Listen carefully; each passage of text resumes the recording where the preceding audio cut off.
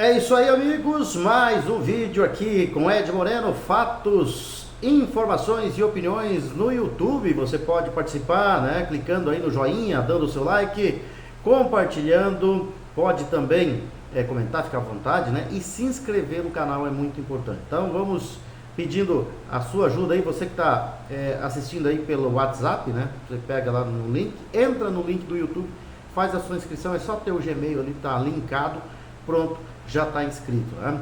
Bom, vamos lá com as informações. Não há muito o que se falar em relação a esse governo, né? E saiu mais uma pesquisa aí que mostra que ele está com 37,6% apenas de avaliação ótima ou boa, o que eu acho muito ainda, né? Uma pesquisa realizada pela Atlas Intel Bloomberg revelou que 50,8% dos brasileiros consideram o governo de Luiz Inácio Lula da Silva, do PT, como ruim ou péssimo, um aumento em relação aos 46,5% registrados em janeiro. Na verdade, só despenca, né? E eu sempre disse também, eu não acredito nesse instituto de pesquisas, principalmente dos últimos 15 anos para cá, né? Quem pagar mais, leva. Parece que o dinheiro do governo acabou, né? Eles estão soltando as pesquisas e a tendência é só queda, né? E se os institutos de pesquisas que são companheiros da esquerda estão dizendo que a coisa está feia, é porque está bem pior, né? Apenas 37,6% avaliam a administração como ótima ou boa, né? E 11,3% a consideram regular. Além disso, 0,4% dos entrevistados não souberam opinar. Quando comparado à gestão de Jair Bolsonaro, 49,4% dos entrevistados acreditam que o governo atual é pior, enquanto 48,9% vem uma melhora, né? Não sei aonde que eles veem melhora, configurando um empate técnico devido à margem de erro. Apenas 1,7% dos participantes não souberam ou não quiseram comparar os governos. A desaprovação do desempenho pessoal do presidente Lula subiu para 53% em comparação aos 51,4% anteriores, né?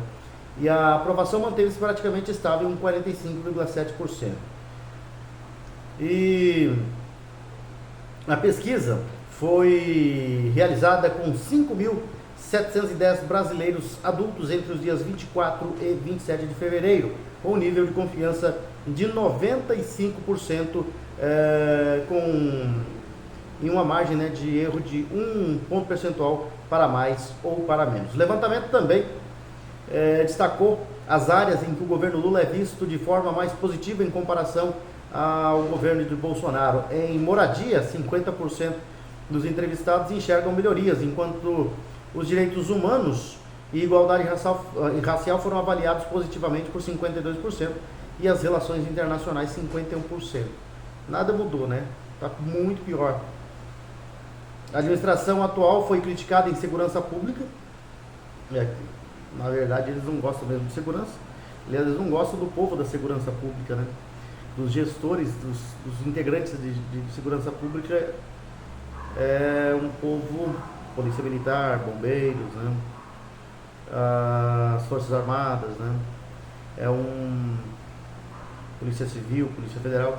É um grupo que os esquerdistas não gostam não, né?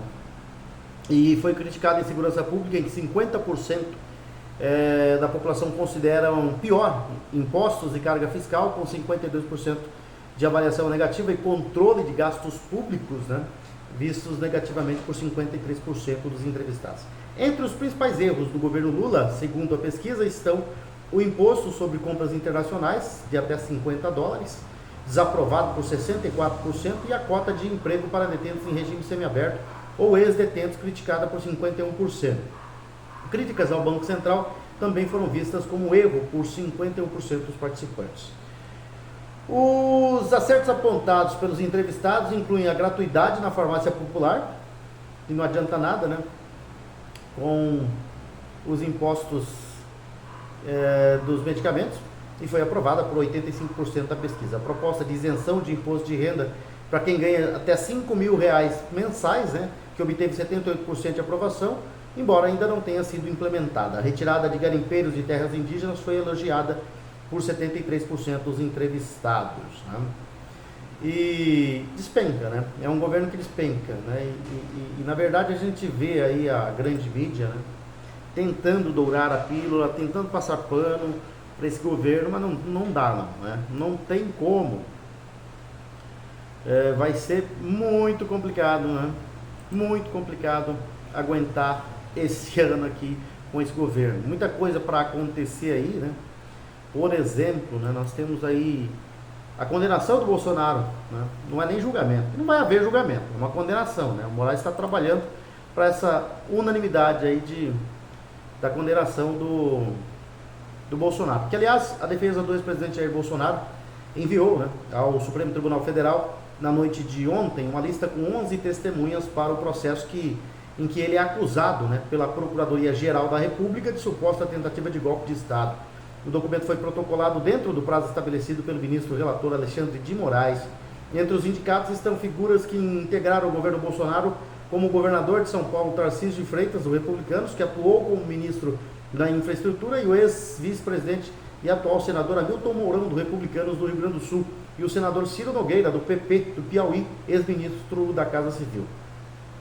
A defesa do ex-presidente argumentou que a denúncia deveria ser rejeitada e destacou que, caso o STF decida pelo prosseguimento do processo, as testemunhas são imprescindíveis para comprovar a inocência de Bolsonaro. No mérito, requer-se a rejeição da denúncia ofertada em desfavor do peticionário pelas razões de fato e de direito acima expostas como medida de justiça. Na remota hipótese do Supremo Tribunal Federal entender pelo recebimento da denúncia, o que se admite por dever de ofício, o peticionário provará sua inocência por meio da oitiva das testemunhas, né, de defesas que estão arroladas no processo em caráter de imprescindibilidade, ou seja, ele pediu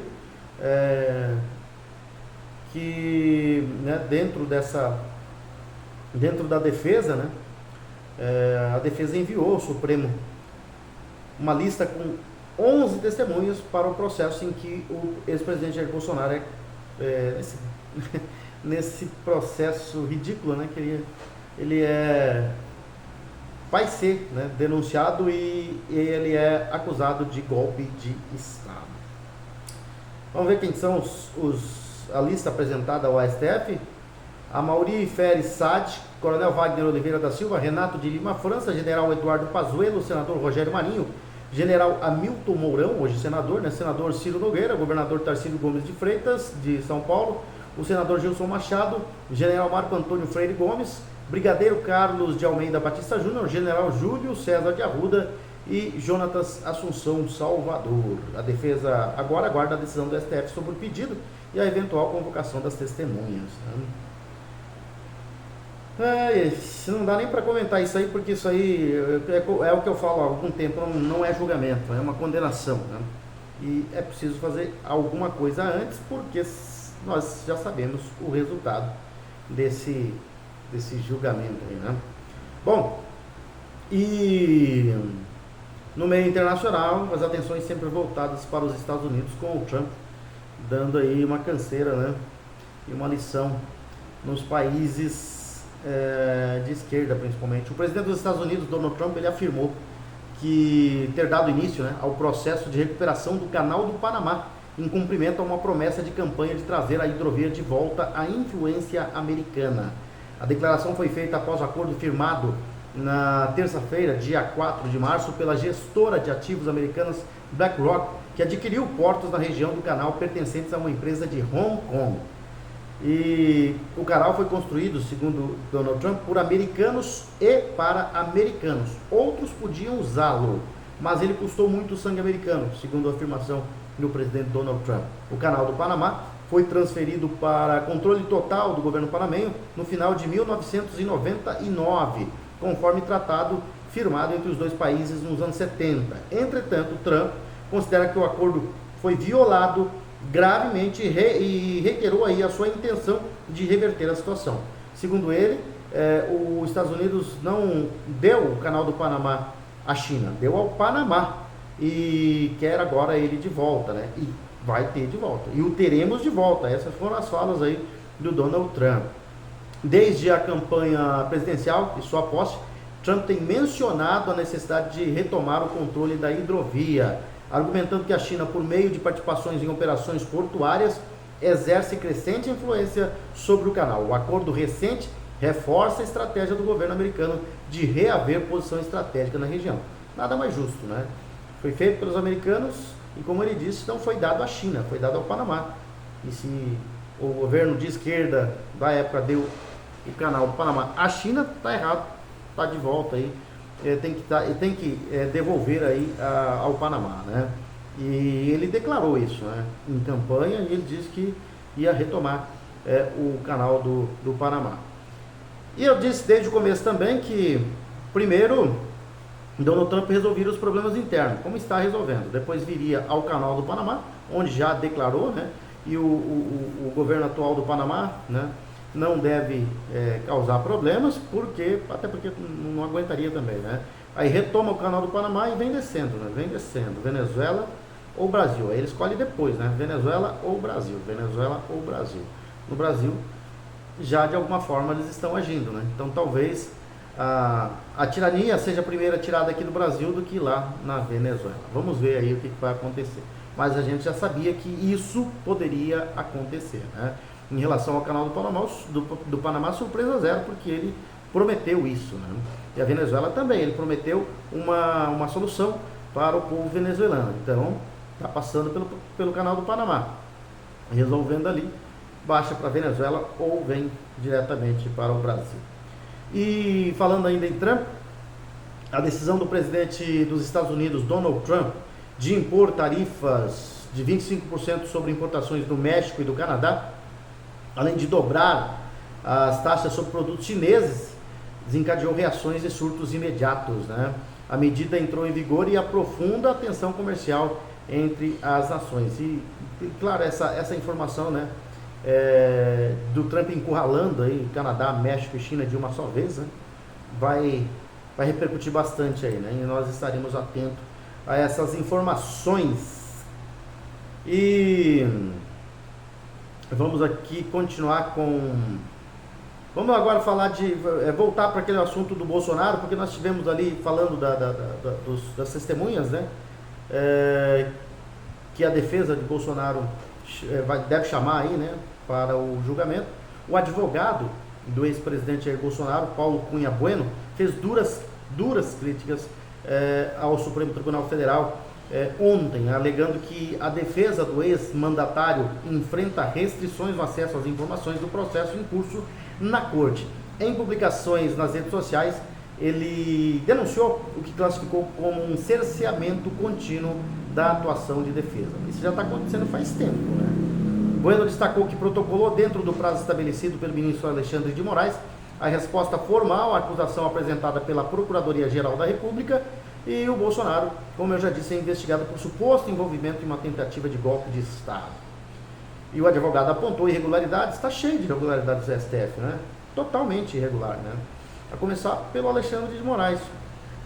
O advogado apontou essas irregularidades no processo, argumentando que tais falhas comprometem gravemente a validade da acusação. Além disso, criticou o acordo de colaboração premiada firmado pelo tenente-coronel Mauro Cid, apontando inconsistência. Segundo ele, a despeito das diversas impropriedades processuais que nulificam e ferem de morte a acusação, como a incompetência, ou competência da corte, ele colocou incompetência ali, né, da corte e da turma, as máculas no acordo de colaboração premiada do coronel Mauro Cid, e ainda a necessidade de ampliar-se o conceito do juiz de garantias aos processos em trâmite no STF.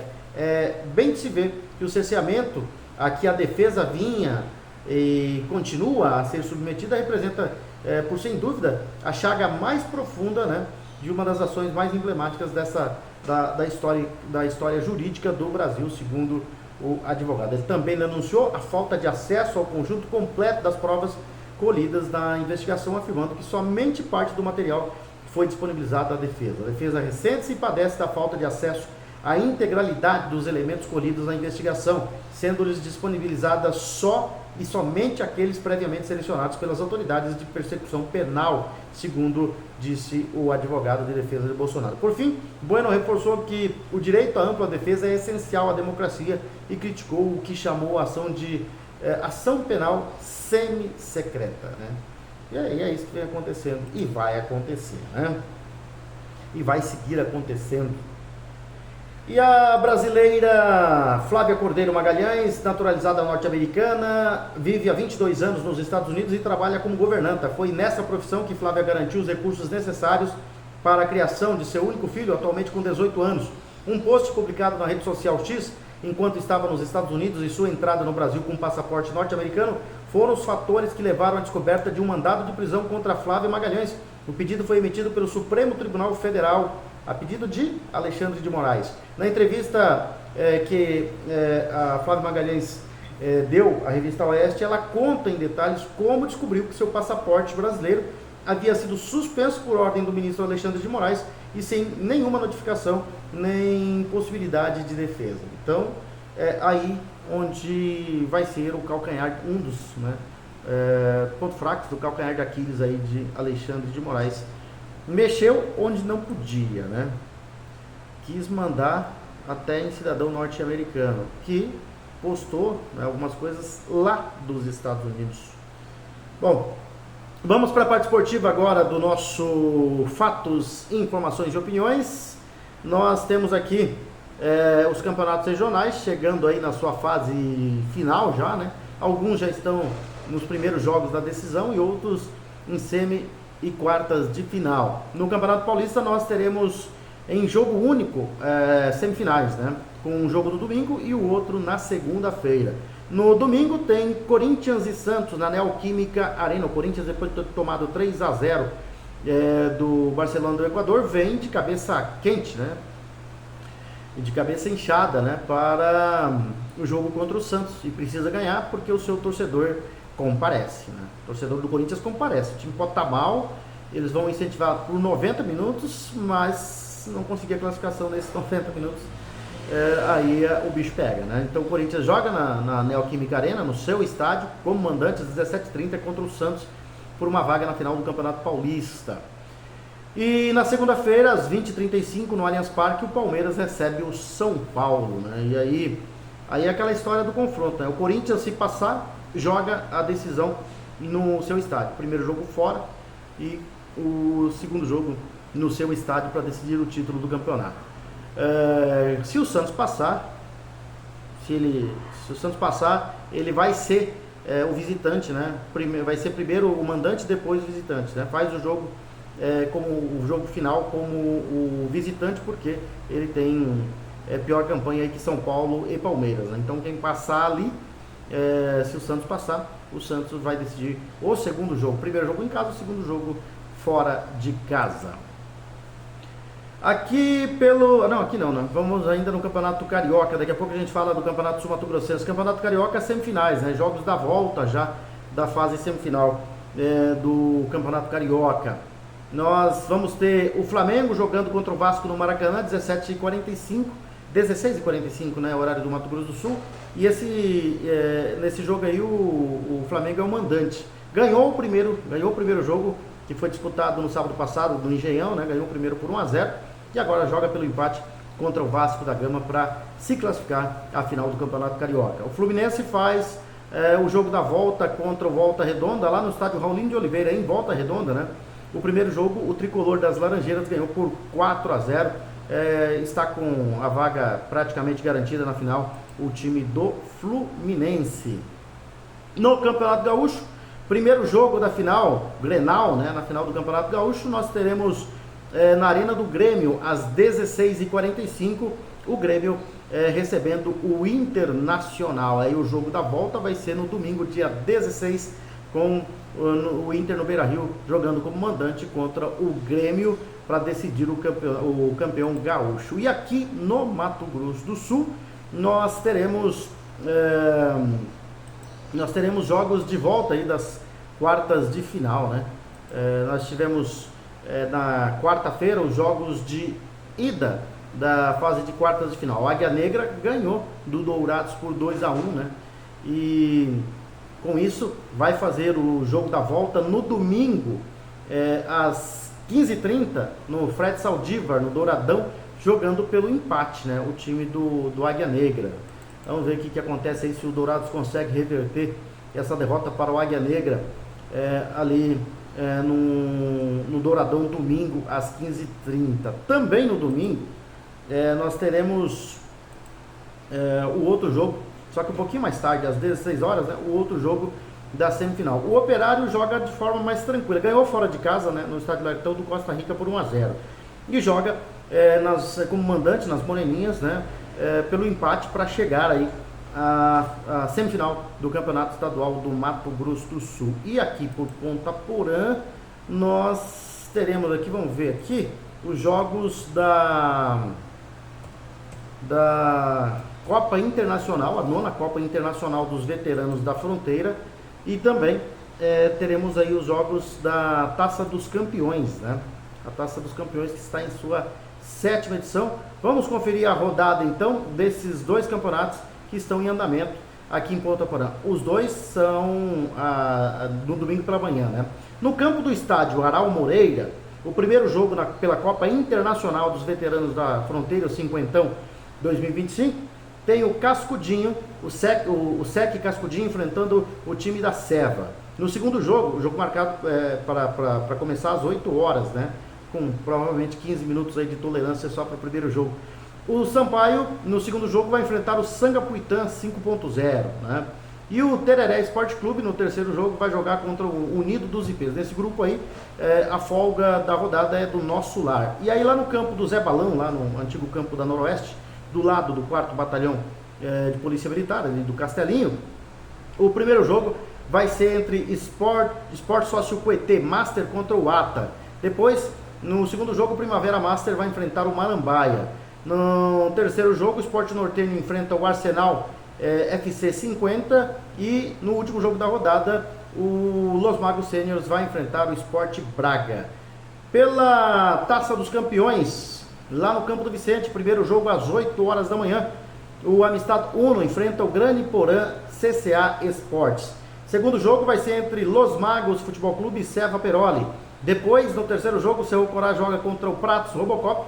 E o Aikemil vai enfrentar o Ipacaraí Itapema no quarto e último jogo. No campo suplementar do estádio Aral Moreira, 8 horas da manhã também, o primeiro jogo será entre Scooby One Shop e Puma FC.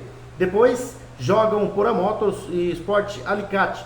Na terceira partida, o Sport 10 vai enfrentar a Moca Esporte Clube. E no quarto jogo, quarto e último jogo da rodada, o Cometa Ibuipê joga contra o Atlético Júnior, já pela última rodada aí da primeira fase da Taça dos Campeões de Futebol Suíço. Então tem muito futebol ali no estádio Aral Moreira, 2 campos, né? Um é da Copa Internacional dos Veteranos da Fronteira, de um dos grupos, e aí lá no campo do Zé Balão mais um grupo.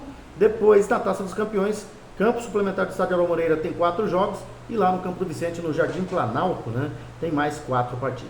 São essas as informações por hoje. Lembrando sempre que se tivermos informações com urgência, nós estaremos no fim de semana também trazendo as informações para você. E claro, fim de semana são períodos de eventos, né? Normalmente tem bastante evento. Nós, quando estamos por aí, né, andando pela cidade, a gente acompanha aí os eventos, né, culturais, né? Domingo, por exemplo, tem o churrasco delivery lá do CTG Querência da Saudade, na secretaria, não lá no galpão, né?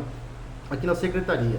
Então o pessoal que estiver interessado já sabe que no domingo tem churrasco na secretaria do CTG, que fica ali na rua Jorge Roberto Salomão, antiga Rio Branco, para quem ainda não se acostumou com a rua Jorge Roberto Salomão, aquela rua que você saindo do centro vai em direção ao bairro Copa Fronteira, aquela região ali, né? Então tá registrado, tá marcado o churrasco delivery do CTG Querência da Saudade na secretaria, né, na sede cidade do CTG Querência da Saudade.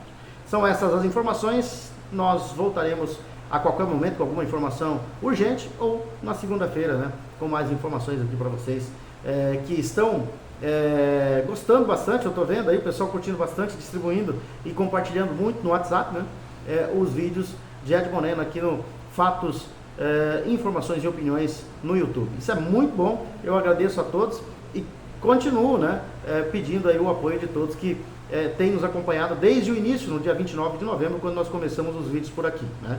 Então, obrigado pela força e continuem se inscrevendo aí no canal Fatos, Informações e Opiniões.